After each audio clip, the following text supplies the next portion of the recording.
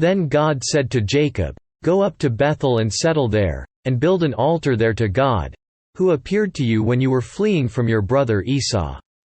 So Jacob said to his household and to all who were with him, "Get rid of the foreign gods you have with you, and purify yourselves and change your clothes. Then come, let us go up to Bethel, where I will build an altar to God, who answered me in the day of my distress and who has been with me wherever I have gone." So they gave Jacob all the foreign gods they had and the rings in their ears, and Jacob buried them under the oak at Shechem. Then they set out, and the terror of God fell upon the towns all around them so that no one pursued them. Jacob and all the people with him came to Luz, that is, Bethel in the land of Canaan. There he built an altar, and he called the place El Bethel, because it was there that God revealed himself to him when he was fleeing from his brother. Now Deborah, Rebekah's nurse, died and was buried under the oak below Bethel. So it was named Elon Bachuth. After Jacob returned from Padan Aram, God appeared to him again and blessed him. God said to him, "Your name is Jacob, but you will no longer be called Jacob, your name will be Israel." So he named him Israel. And God said to him, "I am God Almighty, be fruitful and increase in number.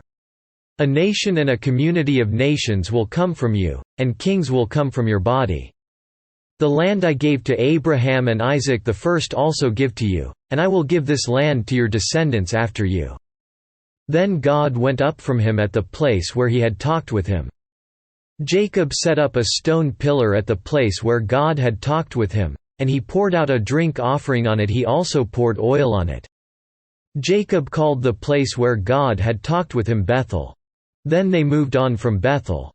While they were still some distance from Ephrath, Rachel began to give birth and had great difficulty. And as she was having great difficulty in childbirth, the midwife said to her, "Don't be afraid, for you have another son." As she breathed her last, for she was dying, she named her son Ben-Oni. But his father named him Benjamin. So Rachel died and was buried on the way to Ephrath, that is, Bethlehem. Over her tomb Jacob set up a pillar, and to this day that pillar marks Rachel's tomb. Israel moved on again and pitched his tent beyond Migdal Eder. While Israel was living in that region, Reuben went in and slept with his father's concubine Bilhah, and Israel heard of it. Jacob had 12 sons. The sons of Leah: Reuben the firstborn of Jacob, Simeon, Levi, Judah, Issachar and Zebulun.